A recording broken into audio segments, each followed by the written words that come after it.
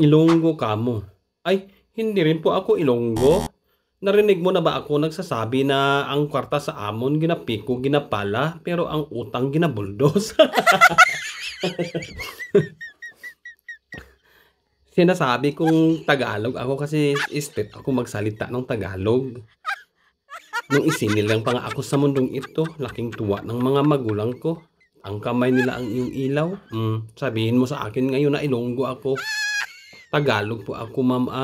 Hindi po ako marunong magsalita ng Ilonggo. Kasi sa Maynila talaga ako lumaki eh.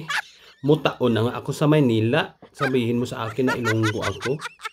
Hindi po ako talaga Ilonggo. Kaya ang mga Ilonggo, mga gwapo o kagwapa ng Ilonggo. Tapos, paano ako maging Ilonggo kung ganito ang itsura ko? Ngayon mo sabihin sa akin na Ilonggo ako. Mga mababait ang mga Ilonggo Paalala lang sa mga taong manonood ng video, bawal po ang mga high blaron dito kasi may stroke ka lang dito. Ayaw, di ma. Yotay ng video.